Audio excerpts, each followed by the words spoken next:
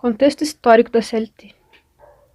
O surgimento da consolidação das leis de trabalho é o resultado de 13 anos de trabalho, desde o início do Estado Novo até 1943, de juristas que se empenharam em criar uma lei que atendesse, na visão da época, a necessidade de proteção do trabalhador dentro de um contexto de Estado regulamentador. A CLT ela foi criada pelo Decreto-Lei de número 5.452, dia 1º de maio de 1953, e sancionada pelo presidente Getúlio Vargas durante o período do Estado Novo. A consolidação das leis unificou toda a legislação trabalhista então existente no país e inseriu de forma definitiva os direitos trabalhistas na legislação brasileira. O objetivo principal era regulamentar as relações individuais e coletivas do trabalho nelas prevista. Ela surgiu como uma necessidade constitucional após a criação da Justiça do Trabalho. E a legislação que rege os direitos do trabalhador ela é extensa e possui vários detalhes.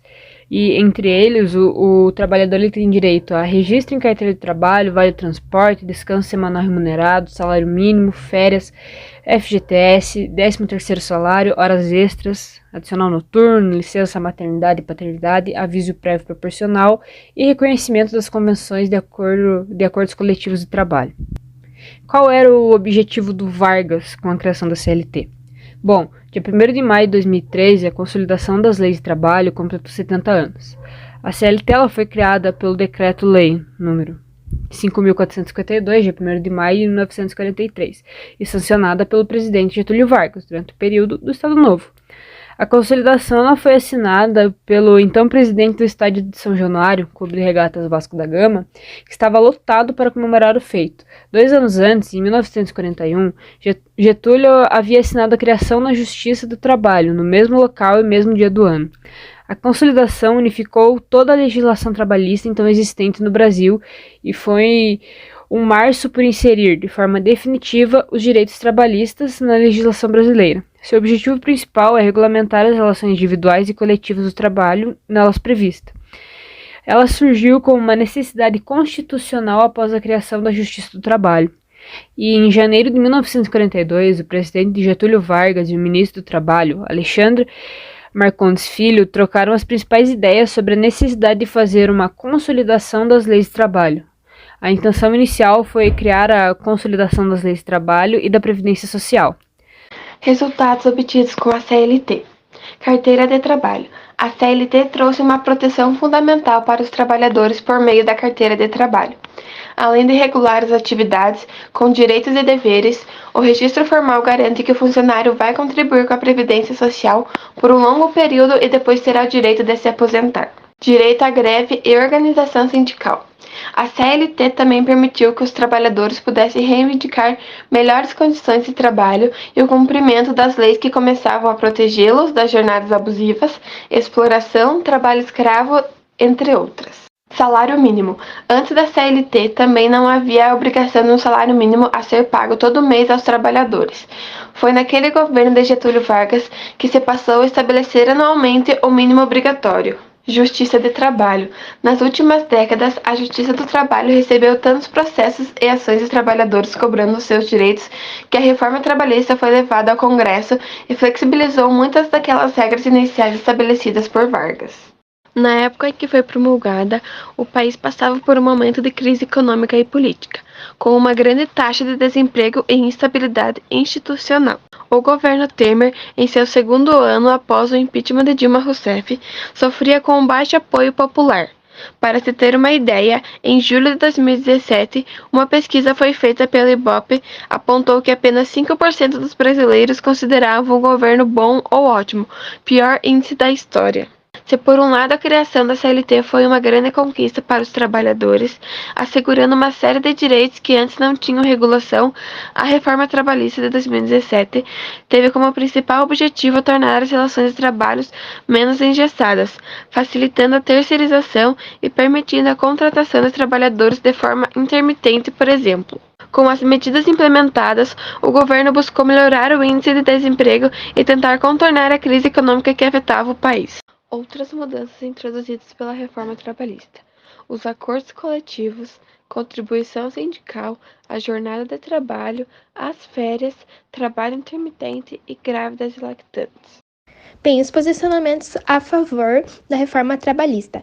O primeiro autor a gente tem o José Márcio Camargo, doutor em economia pelo MIP e professor da PUC do Rio.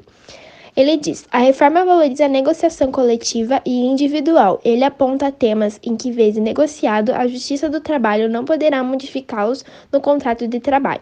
Uma inversão do que ocorre hoje. Nesse ponto, diminui a incerteza jurídica dos contratos, uma grande parte deles será efetiva respeitando a negociação. O contrato intermitente é um avanço. Como a jornada da CLT é rígida, ele encarece e dificulta as contratações em uma série de ocupação, cuja demanda é sazonal, como serviço, comércio e construção civil. As pessoas vão para a informalidade. Entre os 20% dos trabalhadores que recebem os menores salários, 60,6% estão na informalidade e 23,4% desempregados. Bem, como segundo posicionamento a favor, temos a Maria Carolina de Lima. Ela é especialista no direito de trabalho e é sócia do escritório de Andrade Maia. A previsão de parcelar as férias em 3 períodos atualiza a legislação e fica adequada com a realidade. Por vez, é caro para o empregador substituir um funcionário em um período tão longo, mesmo que sejam fatiadas. São parcelas razoáveis para a qual o trabalhador recupere as suas energias. Bem, agora os posicionamentos contra a reforma trabalhista. Em primeiro temos o Clemente Gaslúcio, que ele é diretor técnico do Departamento Intersindical da Estatística dos Estados Socioeconômicos. Bem, ele diz: a reforma quebra a coluna vertebral do movimento sindical, fragiliza a representação na negociação e capacidade de organização, vai ampliar a desigualdade na reflexão entre o trabalhador e patrão. Em nenhum país, a flexibilizar a legislação trabalhista aumentou a massa salarial. A Europa teve esse movimento e economia e não cresceu. Você gera empregos formais, mas esse posto de trabalho já existe de maneira informal. Você gera empregos precários. Como segundo posicionamento contra, temos Noêmia Porto, que é vice-presidente da Associação Nacional de Magistrados e da Justiça do Trabalho.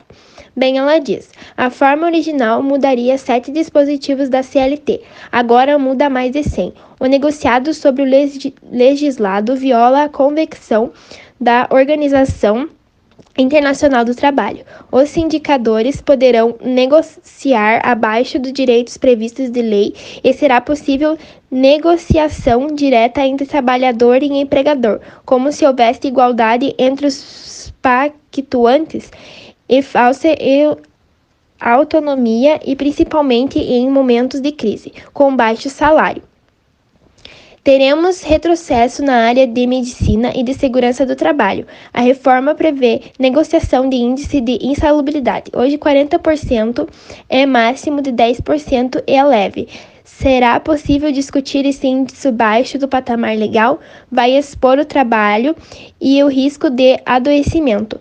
E a Justiça do Trabalho, aliás, só poderá analisar aspectos formais dos acordos. Os acordos coletivos. A alteração permitiu que fossem feitas negociações de condições de trabalho diretamente entre a empresa e os trabalhadores, mesmo que as condições propostas fossem inferiores ao que a legislação garantia. Na regra antiga, os acordos só eram permitidos se as condições fossem superiores às previstas em lei. Férias. Com a reforma, as férias elas podem ser fracionadas em até 3 períodos, sendo um desses períodos de até no mínimo 14 dias e outros no mínimo 15 dias. Antes dos 30 dias de férias, o período mínimo de um dos períodos era de 10 dias, sendo o fracionamento em até 2 vezes. O descanso. Quem trabalha 8 horas por dia, que é a média padrão, pode ter uma pausa mínima de até 30 minutos para descanso e alimentação. Antes, o tempo variava de 1 a 2 horas. A remuneração. A negociação das formas de remuneração ela pode ser feita entre a empresa e o funcionário, caso o funcionário receba 2 vezes o teto do INSS e tenha curso superior. A demissão. Em acordo entre as partes, o contrato de um trabalho ele pode ser extinto com o pagamento de metade do aviso prévio e da metade da multa de 40% do valor depositado no FGTS. O trabalhador desligado terá a possibilidade de usar até 80% do valor depositado pelo empregador no FGTS, mas perde direito a seguro-desemprego. Na gestação, não existe mais proibição quanto a mulheres grávidas ou que amamentam trabalharem em condições com grau de insalubriedade leve ou médio. Caso a gestante apresente um atestado emitido por médico de sua confiança, recomendando o afastamento, ela deverá ser afastada. Houve também uma mudança no caso de gestantes que forem demitidas. Elas têm até 30 dias para comunicar à empresa sobre a gravidez. Anteriormente, não havia prazo limite. Tempo efetivo de trabalho. Foi excluído do período efetivo de trabalho atividades como higiene pessoal, troca de uniforme, quando não for obrigatória a troca nas dependências da empresa, estudo, descanso, alimentação e interação entre colegas. O tempo de deslocamento até o ambiente de trabalho também não é mais computado nos casos em que a empresa oferece transporte devido à sua localização de difícil acesso. Relação das leis trabalhistas em comparação a 2012. Licença maternidade. Pais e mães terão 16 semanas de folga do trabalho depois do nascimento de seu filho. Descanso. A semana espanhola funciona da seguinte forma: o colaborador possui uma carga horária alternando semana de 40 e 48 horas, ou seja, ao invés de trabalhar todos os sábados até meio-dia, ele irá trabalhar um sábado até as 8 e no outro ele folgará. Em relação às férias, o funcionário pode pedir a partir do segundo ou terceiro dia de trabalho, geralmente emendado com feriados e no verão. Os acordos coletivos. As normas trabalhistas da Espanha são regidas de acordo com o Instituto Espanhol, o Estatuto dos Trabalhadores. O salário. Na Espanha são sempre calculados duas médias salariais, o salário médio e o salário mediano. Segundo últimos dados do Instituto Nacional de Estatísticas, o INE, o salário médio mensal dos espanhóis é de 2,86 euros e o salário mediano mensal é de 1.757 euros. Mudanças na legislação. Acordos coletivos prevalecem sobre a legislação.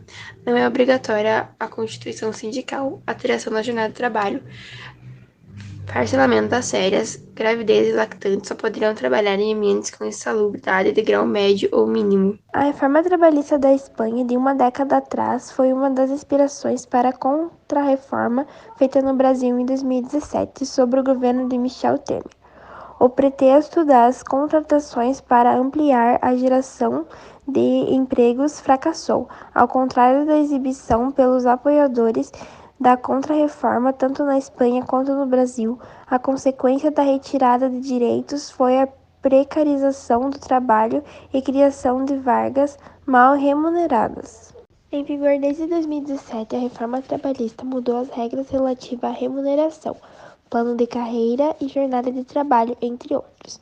A norma foi aprovada para flexibilizar o mercado de trabalho e simplificar as relações entre trabalhadores e empregadores.